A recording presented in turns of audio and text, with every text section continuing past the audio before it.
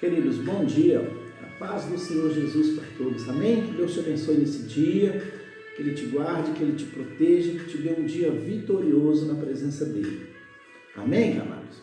Eu quero nesse dia, amados, trazer para nós um texto de Deuteronômio que vai falar sobre segurança e equilíbrio na nossa vida.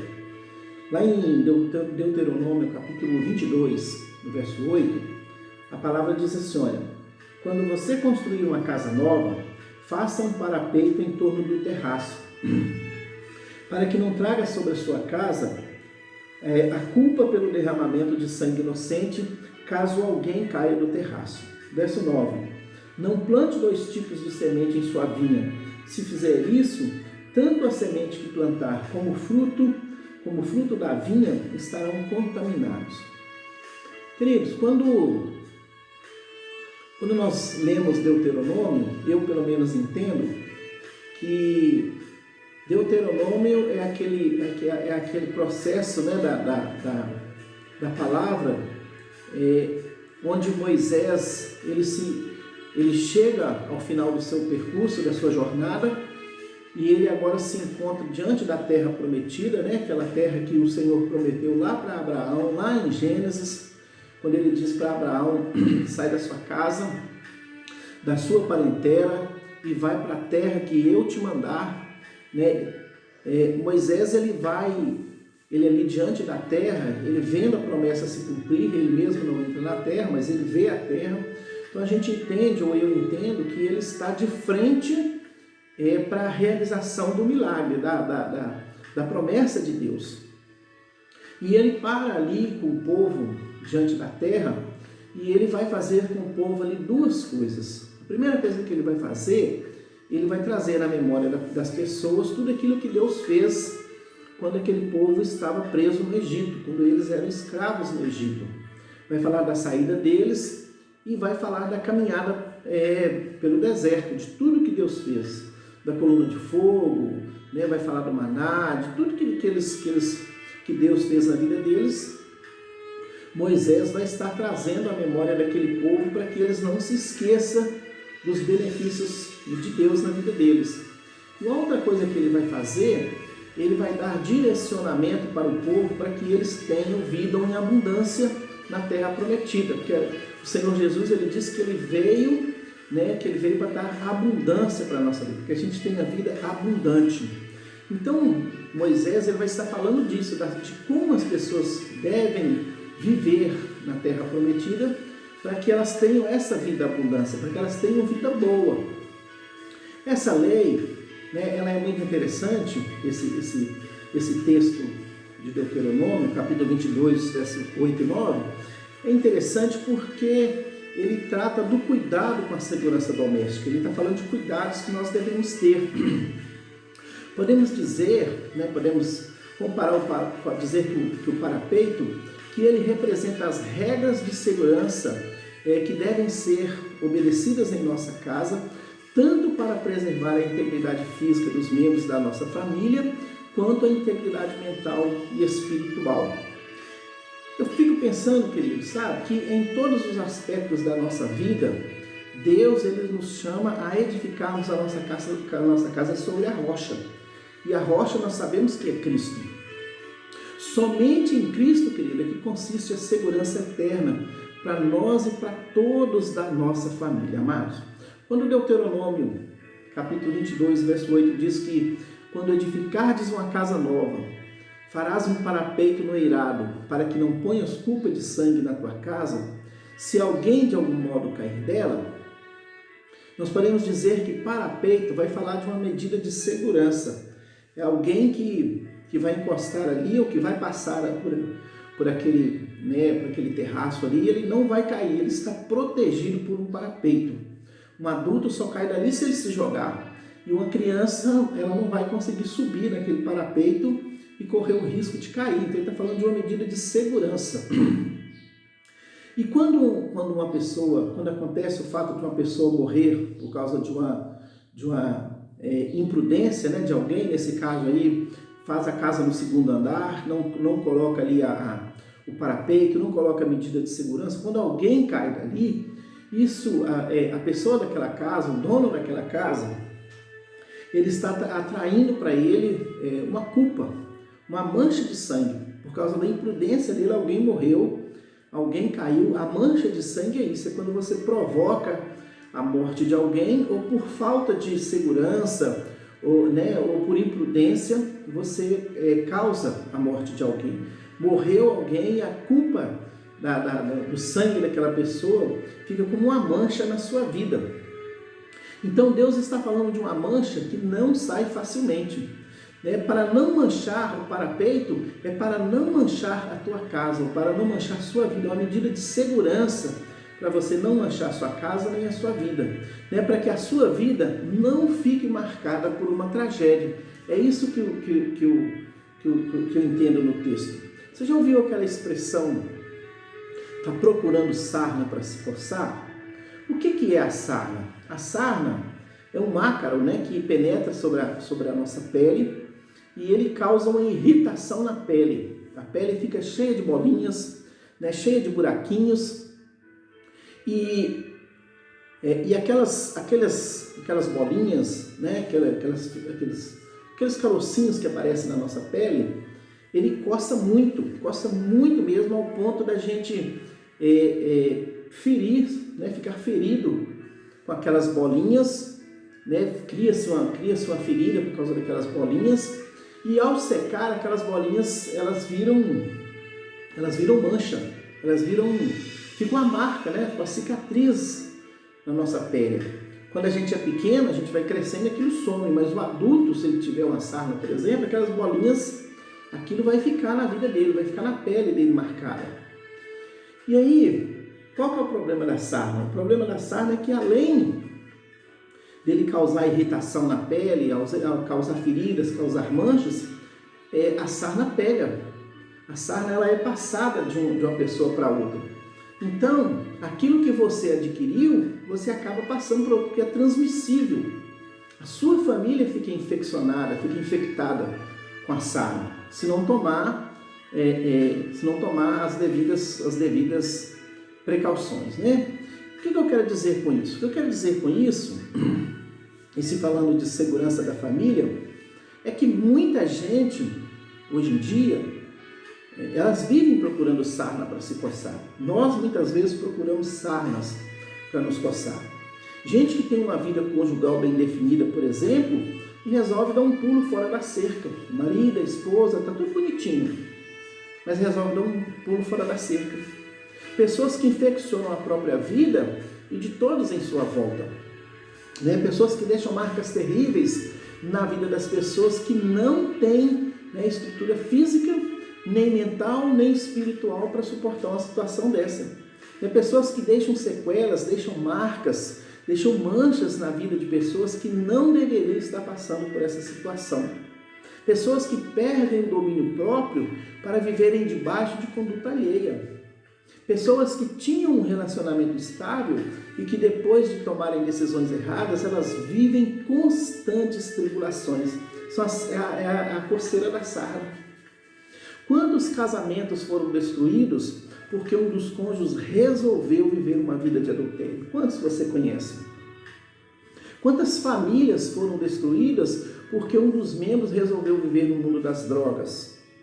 A família atinge a família também, tudo isso atinge a família. Tudo isso são marcas que ficam na vida da família. A pessoa foi lá, buscou a sarna, se coçou com a sarna e transmitiu para a família. Quantas famílias sofrem a dor, ou a perda de um ente querido porque ele resolveu entrar no mundo do crime e aí hoje em dia ele vive preso ou ele morreu? Quantas pessoas sofrem por causa disso? Sabe por que isso acontece? Isso acontece porque a pessoa ela não construiu um parapeito de proteção em volta da casa, não se blindou contra os ataques externos do dia a dia. Isso acontece porque semeia diferentes sementes procurando fruto agradável aos olhos. Tem uma vida boa, mas acha que pode melhorar. Lá no livro de Marcos, no capítulo 3 ao verso 8, capítulo 4, do verso 3 ao verso 8, diz assim, olha, ouve, eis que saiu o semeador a semear. E aconteceu que, semeando ele, uma parte da semente caiu junto do caminho. e vieram as aves do céu e a comeram. E outra caiu sobre os pedregais, onde não havia muita terra, e nasceu logo, porque não tinha terra profunda. Mas saindo o sol queimou-se, e porque não tinha raiz, secou-se. E outra caiu entre espinhos, e crescendo os espinhos, sufocaram e não deu fruto. Queridos, ele está falando, quando Moisés fala, Moisés diz assim, não plante 2 tipos de semente em sua vinha. Se o fizer, tanto a semente que plantar como o fruto da vinha estarão contaminados. A palavra está falando que um homem saiu semeando várias sementes, querido. Ele semeou semente em diversos terrenos, em vários terrenos. Ele semeou confusão, ele semeou mentiras, ele semeou desconfiança, ele semeou violência, ele semeou agressões, ele semeou esperteza, ele semeou em todo tipo de situação e semeou com motivação errada. Ele não levou em consideração a qualidade do terreno, não se preocupou com o fruto que poderia ser produzido.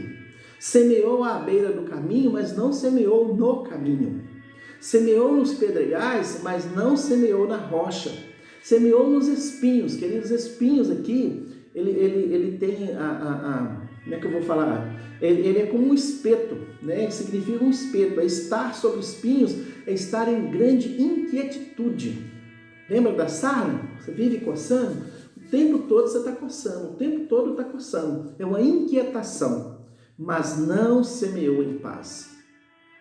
Marcos, no capítulo 4, verso 38, ele vai dizer que uma das sementes, ela caiu em terra boa, e outra caiu em boa terra, e deu fruto que vingou e cresceu, e um produziu 30, outro 60 e outro 100. Ele semeou várias sementes, em vários terrenos.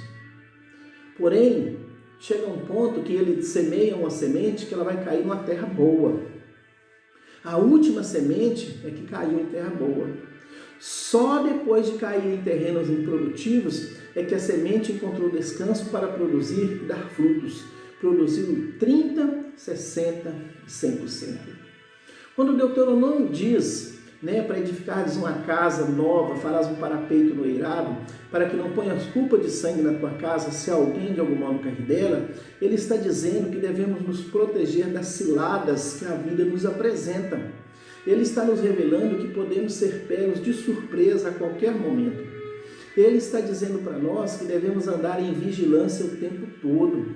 Tudo que o inimigo de nossas almas quer é nos colocar em situações em que nos sintamos envergonhados e indignos do perdão de Deus. São as sementes que nós plantamos.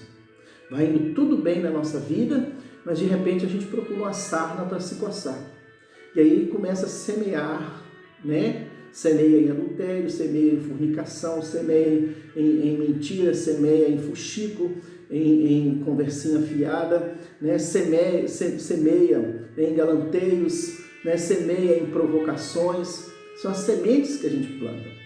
Mas existe uma semente que é plantada em terra boa. E essa semente dá bom fruto. E fruto permanente. O Senhor está mostrando para nós que a semente cai por último em terra boa para mostrar que há conserto para a nossa vida. O Senhor está mostrando para nós que existe um estilo de vida que pode ser diferente. Lá em 2 Coríntios capítulo 5, 17, diz que assim que se alguém está em Cristo, nova criatura é. As coisas velhas já se passaram, eis que tudo se fez novo. Amados, a vida de um crente, ela precisa estar pautada na verdade. A conduta de um crente precisa ser a mesma de Cristo. Se vivemos uma vida de altos e baixos em relação à nossa conduta, nós estamos precisando de arrependimento, nos arrepender da vida que estamos levando. Não combina o crente ficar fazendo esse tipo de coisa. Adultério não combina com o crente, fornicação não combina com o crente, fofoca não combina com o crente, mentira não combina com o crente. Essas situações precisam ser eliminadas da nossa vida, querido. Porque hoje nós somos nova criatura. Aquela velha criatura ficou lá para trás. Aquilo não pertence à nossa vida mais. Não tem jeito da gente viver uma vida nova olhando para o passado, vivendo coisas do passado. A palavra conversão, ela significa isso, mudança de atitude, mudança de direção. Se você pegar um carro e ir numa direção, de repente você resolver virar à direita, você mudou de direção, você mudou de rumo. O lugar para onde você estava indo já não te pertence mais. Agora você virou à direita, você está num novo caminho. E o novo caminho é Cristo. O novo caminho para nós é Cristo, querido. O novo caminho é vida de mudança, é vida nova, é vida transformada. O que ficou para trás, passou, amados. Não combina com o crente ter uma conduta dupla, uma vida dupla. Então, mesmo que pareça difícil, mas a vida de um crente, ela tem que estar voltada para fazer a vontade de Deus. Crente não pode viver de livre-arbítrio, querido. Crente vive para fazer a vontade de Deus. Livre-arbítrio, isso é coisa de gente que não conhece a verdade. Ele escolhe, é antes de Cristo, ele escolhe. No meu pensamento, tá? No meu modo de ver, livre-arbítrio é para quem quer escolher.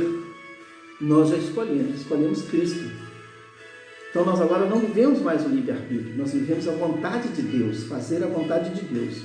Gálatas 2:20 diz assim, olha, já estou crucificado com Cristo, e vivo não mais eu, mas Cristo vive em mim.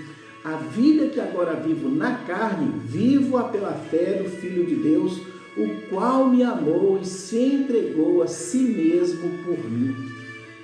É vida transformada, é um novo homem. Você pode até querer viver o livre-arbítrio, mas o que Deus mais quer é que você seja dependente dele, que nós sejamos dependentes dele. Não é a nossa vontade, mas é a vontade de Deus para a nossa vida. Amém, queridos? Se você entregou sua vida para o Senhor, se você se converteu, se você se arrependeu dos seus pecados, você não pode continuar vivendo a vida que você vivia antes. Você precisa de mudança, você precisa de arrependimento. Vamos orar então? Pai, em nome de Jesus, Senhor, que o Senhor traga, Senhor, na nossa vida, essa revelação da palavra do Senhor.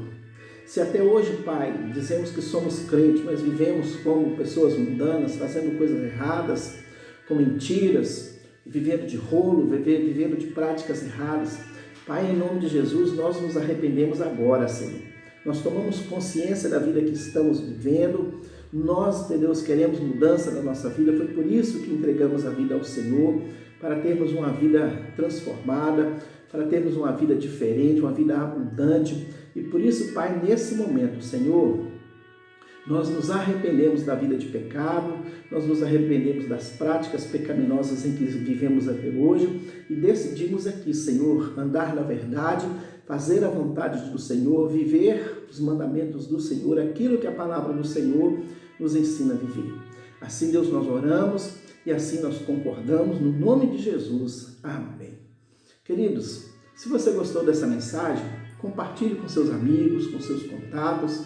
Amém? Se você ainda não se inscreveu no canal, se inscreva no canal, dê o seu like, ative o sininho para você receber as mensagens. Eu pretendo todo dia colocar uma mensagem aqui para nós. Amém, queridos?